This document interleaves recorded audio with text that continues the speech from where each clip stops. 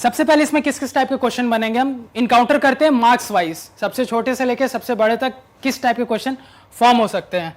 सबसे पहला क्वेश्चन जो इनकाउंटर होता है इसमें कि सबसे पहले आपको लिखना रहता है कि इक्विवेलेंट बताना किसी भी रैशनल नंबर का, किसी भी रैशनल नंबर का क्या इक्विवेलेंट बताना।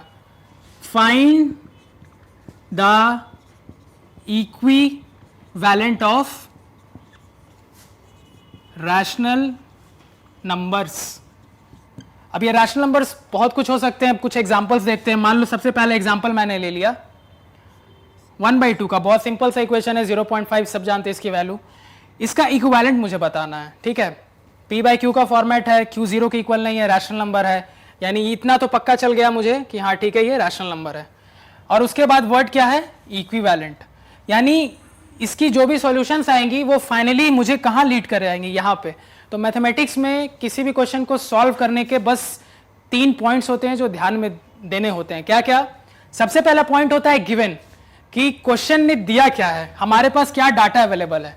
दूसरा पॉइंट होता है कि क्या पूछ रहा है, ठीक है, मतलब क्या सॉल्यूशन हमसे क्वेश्चन चाहता है। और थर्ड और सबसे फॉरमोस्ट पॉइंट कि हम गिवन से लेकर सॉल्यूशन तक पहुंचने के लिए कितने रास्ते जानते हैं, ठीक है। तो हम अभी जितने भी मैथ्स पढ़ेंगे आपके साथ वो सारी इसी 3 मेथड्स पे बेस्ड होगी, और कोई भी ऐसा सवाल नहीं होगा जो इससे 4th पे चला जाए। इन 3 मेथड्स पे हर मैथ्स का क्वेश्चन बहुत इजीली सॉल्व होता है। अब यहां ध्यान दो, हमें क्या निकालना था, रैशनल नंबर का इक्विवेलेंट निकालना था। मान लो पहला क्वेश्चन मैंने 1/2 दिया, इसका मैंने कहा एक इक्विवेलेंट निकालो। कितना? एक इक्विवेलेंट, तो 1/2 है। इक्विवेलेंट का मतलब क्या है कि ये फाइनली यही आ जाना चाहिए। तो जब ऐसा कोई भी कंडीशन आए तो आपको कुछ नहीं करना है, आपको न्यूमरेटर और डिनोमिनेटर, इसको क्या कहते हैं न्यूमरेटर, इसको क्या कहते हैं डिनोमिनेटर। आपको न्यूमरेटर और डिनोमिनेटर दोनों में सेम इंटीजर से, क्या मैंने कहा, सेम इंटीजर से ऊपर नीचे मल्टीप्लाई कर देना है। तो जो आपको वैल्यू दे देगा वो आपका इक्विवेलेंट क्या होगा, रैशनल नंबर होगा, ठीक है। तो मैं कितनी पॉसिबिलिटी बन सकती है, इंटीजर कितने होते हैं, बहुत सारे होते हैं, कोई गिनती नहीं है, इनफाइनाइट इंटीजर्स है। तो हमें कितनी इक्विवेलेंट मिल सकते हैं, इनफाइनाइट। क्वेश्चन आपको 1 पूछ सकता है, क्वेश्चन आपको 2 पूछ सकता है, 3, 4, 5, डिपेंड करेगा कितने मार्क्स में वो पूछा गया। अगर मान लो 1 मार्क्स में है तो आपको 1 पूछ देगा, 2 पूछ देगा। अगर यही 3 मार्क्स में रहेगा तो आपको 5, 6 पूछ देगा। अगर और ज्यादा हाई में पूछना रहेगा तो मान लो 10 पूछ देगा। इससे ज्यादा क्वेश्चन आगे नहीं जा सकता। मैक्सिमम क्वेश्चन यहां पे आते हैं, और अगर 1 मार्क्स में आएंगे तो 1 या 2 पूछेगा। तो वापस क्वेश्चन पे आते हैं, हमें 1/2 का क्या लिखना था, इक्विवेलेंट लिखना था। मान लो हमें एक इक्विवेलेंट लिखना है, तो मैंने क्या कहा, ऊपर नीचे अपनी मर्जी का किसी भी इंटीजर से मल्टीप्लाई कर दो, किसे छोड़ के, 1 को छोड़ के। बस इतना ध्यान रखना, क्योंकि 1 से मल्टीप्लाई करोगे तो क्या होगा, वापिस से वही आ जाएगा। तो इक्विवेलेंट लिखने का कोई मतलब नहीं रहा। तो बस 1 को मिट करके तुम्हारी मर्जी का कोई भी इंटीजर ले लो। अब देखो मैं दूसरा इंटीजर लेकर देखता हूं। मान लो 2 लिया मैंने, ठीक है, 2 ले लिया मैंने। 2 1 2, 2 2 4, ठीक है, 2/4। क्या इक्विवेलेंट नहीं है? बिल्कुल है। आप यहां चाहो तो यहां काट के देख लो, 2 1 2, 2 2 4, यानी वापस ये 1/2 आ गया। क्या इक्विवेलेंट है कि नहीं है? यहां पे आप खुद देख सकते हो 2 2 कैंसिल आउट हो जाएगा, क्योंकि अगर आप किसी चीज को न्यूमरेटर और डिनोमिनेटर में रखोगे सेम चीज, तो हमेशा कैंसिल आउट हो जाएगी। कोई भी रिस्ट्रिक्शन नहीं है कि आप बस पॉजिटिव लो नेगेटिव ना लो, क्योंकि बुक में जनरली सॉल्यूशंस होते हैं तो वो पॉजिटिव ले लेते हैं।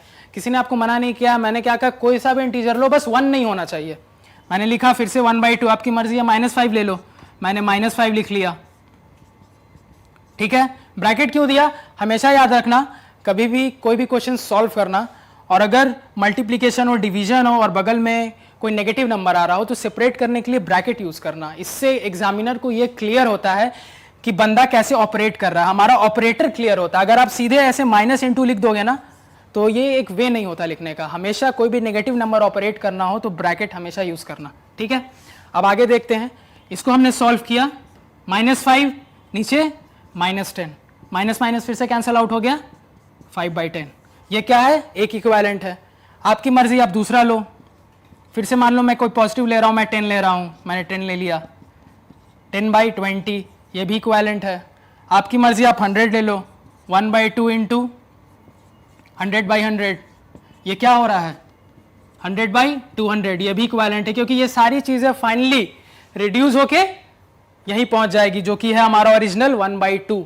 यानी आप किसी भी रैशनल नंबर का इक्विवेलेंट अब बहुत आसानी से बना सकते हो। कोई भी ऐसा क्वेश्चन नहीं आएगा जिसमें आप फंसोगे। अब फिर ध्यान देना, हो सकता है क्वेश्चन थोड़ा आपको ट्विस्ट करना चाहे ना, तो आपको फ्रैक्शन नहीं देगा, वो कहेगा ठीक है फ्रैक्शन तो सभी बंदे सॉल्व करना जानते हैं, मैं इसको कुछ और देता हूं। तो आपको क्या करेगा, हो सकता है आपको वो डेसिमल नंबर दे दे। क्या दे दे? Decimal number. आपको वो लिख दे 0.1। अब बोल दो इसको बनाना है इक्वालेंट, इसका इक्वालेंट रैशनल नंबर क्या होगा। अब आप सोचने लगोगे मैंने तो फ्रैक्शन किया है। तो हर डेसिमल क्या होता है फ्रैक्शन में, इंटर कन्वर्टिबल होता है। तो 0.1 क्या होता है 1/10। अब अगेन ये क्या बन गया फ्रैक्शन। अब जैसे हम प्रोसीड करते हैं हम वैसे प्रोसीड कर सकते हैं। मान लो 1 निकालना है मुझे, मैंने ऊपर नीचे 2 से मल्टीप्लाई कर दिया, क्या आ गया 2/20। 3 निकालना है 3 निकालो, 4 5 जितनी मर्जी है तुम निकाल सकते हो। ये हुआ सबसे पहले एक टाइप मैंने आपको बताया, कौन सा, एक सिंपल आपको फ्रैक्शन दे दे। सेकेंड टाइप मैंने क्या बताया आपको, सीधे एक डेसिमल प्रोवाइड कर दे। थर्ड टाइप का कैसा क्वेश्चन बन सकता है अगर क्वेश्चन टफ करना चाहेगा तो। थर्ड में क्वेश्चन कुछ नहीं करेगा, एक सिंपल सा इंटीजर दे देगा। मान लो आपको क्वेश्चन दे देगा कि इसका इक्विवेलेंट निकालना है 3 का क्या होगा क्वेश्चन, 3 का आपको इक्विवेलेंट रैशनल नंबर बताना है। तो आप सोचोगे सर ऊपर नीचे मल्टीप्लाई करते इसमें नीचे कुछ है नहीं। फिर से हम अपनी डेफिनेशन पे आएंगे कि अगर न्यूमरेटर में एक नंबर है, इसका मतलब डिनोमिनेटर में 1 है, वो सेल्फ अंडरस्टूड है। अब ये वापिस से कैसा फॉर्म आ गया P/Q। तो यानी हमारा टारगेट क्या होता है इक्विवेलेंट ऑफ रैशनल नंबर बनाने के लिए। क्या क्या पॉइंट हमको ध्यान में रखने हैं, मेरे को बस 3 पॉइंट ध्यान में रखने हैं। सबसे पहला पॉइंट कि नंबर को सबसे पहले कुछ भी करके P/Q फॉर्म में बदलो। क्यों बदलो, क्योंकि क्वेश्चन ही कह रहा है इक्विवेलेंट होना चाहिए रैशनल नंबर का। तो अगर रैशनल नंबर का इक्विवेलेंट वो बोल रहा है तो पहले तो मैं उसको रैशनल नंबर बनाऊंगा तब तो इक्विवेलेंट की बात करूंगा। तो जहां आपको दिखे कि वो रैशनल मेरे को दिख नहीं रहा, उसको पहले देखो कि वो P/Q फॉर्म में आ सकता है कि नहीं।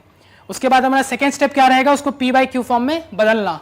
और थर्ड और फाइनल स्टेप क्या रहेगा, अपनी मर्जी का कोई सा भी इंटीजर लो 1 के अलावा, उसको ऊपर और नीचे मल्टीप्लाई करो और सॉल्यूशन लिख दो, आपका आंसर फाइनल। ये था फर्स्ट टाइप के क्वेश्चंस। और इससे जो मैक्सिमम सबसे इजी से लेकर सबसे टफ क्वेश्चन बन सकता था वो मैंने आपको क्लियरली यहां पे डिस्कस करके बता दिया। ठीक है, अब इसी का रिवर्स अब हम पढ़ते हैं। रिवर्स पढ़ने का क्या मतलब है, हमने इक्विवेलेंट निकालना देखा, मतलब हमने एक रैशनल नंबर से अलग अलग रैशनल नंबर निकाले। अब हो सकता है क्वेश्चन आपको यह पूछ दे, convert the following rational numbers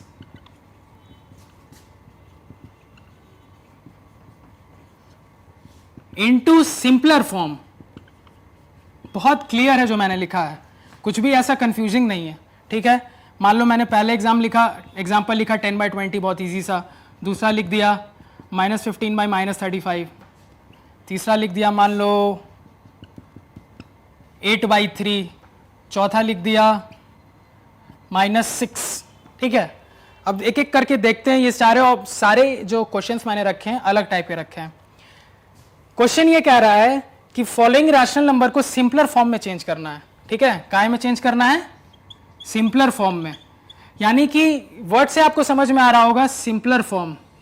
simpler form से मैं क्या कहना चाह रहा हूं कि वो सबसे सिंपल पॉसिबल फॉर्म में हो। मैथमेटिक्स में मैं इससे क्या समझता हूं कि वो फर्दर रिड्यूस ना हो सके, वो फर्दर घट ना सके। यानी कि इसको अगर मैं मैथमेटिकली बोलूं तो आपको क्या करना है, वो जो P/Q फॉर्मेट का क्वेश्चन है, वो जो P/Q फॉर्मेट का क्वेश्चन है, आपको इसको ऐसे काटना है या ऐसे रिड्यूस करना है कि P और Q में कोई भी कॉमन फैक्टर ना हो, किसके अलावा, 1 के अलावा। यानी 1 के अलावा नो कॉमन फैक्टर, तभी उसको हम क्या कहते हैं, सिंपलर फॉर्म में है। अब ये बस एक फैंसी नेम है कहने के लिए कि कोई कॉमन फैक्टर ना हो। अगर मैं आसान शब्दों में कहूं तो आप उसको इतने बार डिवाइड करो कि और वो डिवाइड ना हो सके। समझ रहे हो मेरी बात को, वो फ्रैक्शन और ज़्यादा डिवाइड ना हो सके, उसी का ये फैंसी नेम है। कि इन केस आपको एग्जाम में पूछा कि इसका फिजिकल सिग्निफिकेंस क्या है, कि ठीक है ये तो तुमने बोल दिया कि वो और डिवाइड नहीं हो सकता, इसको मैं लिखूंगा कैसे, तो मैं ऐसे लिखूंगा कि इतना रिड्यूस कर दूं कि इसमें कोई भी कॉमन फैक्टर ना बचे, किसके अलावा, 1 के अलावा।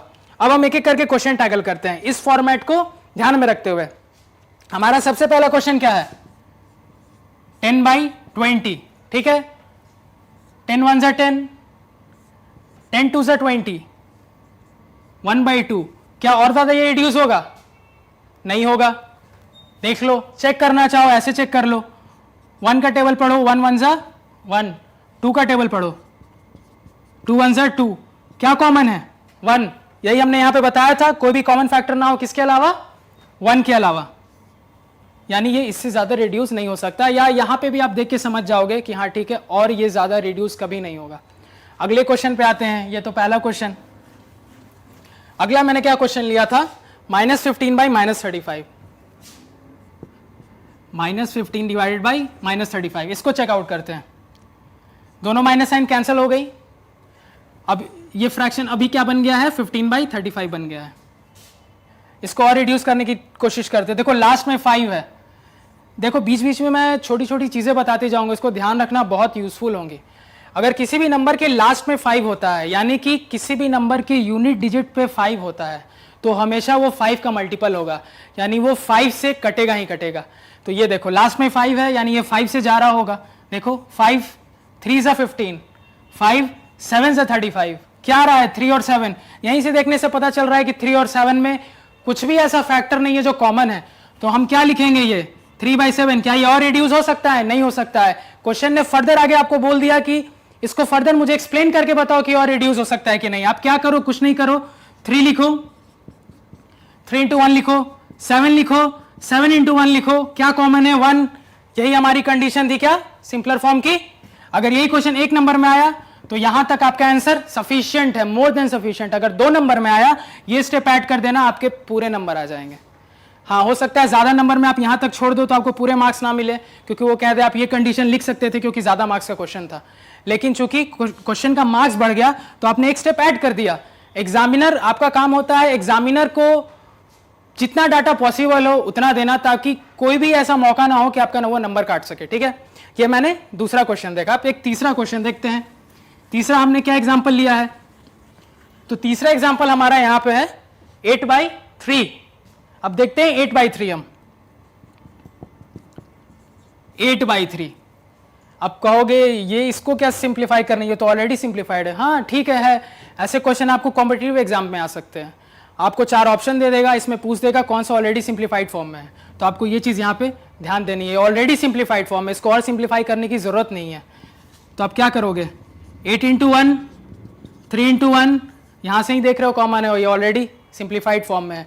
अब चौथा क्वेश्चन देखो, चौथा क्या था हमारा, -6।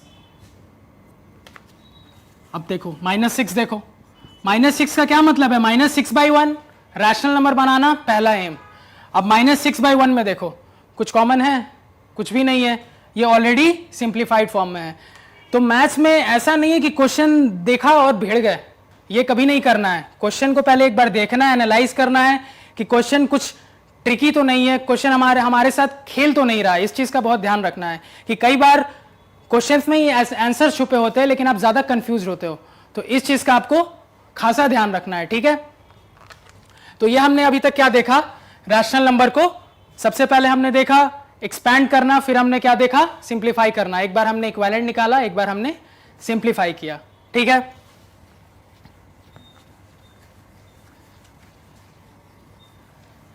रैशनल नंबर में अभी एक और चीज रह गई है, जहां पे हमें यह देखना है कि 2 रैशनल नंबर के बीच में अगर एक रैशनल नंबर आ जाए तो उसको हम कैसे निकालेंगे, या 2 रैशनल नंबर की लिमिट दे दो, उसके बीच में कितने रैशनल नंबर पूछ रहा हो, 2 3 4 5, तो ये आपका लास्ट टॉपिक रहेगा।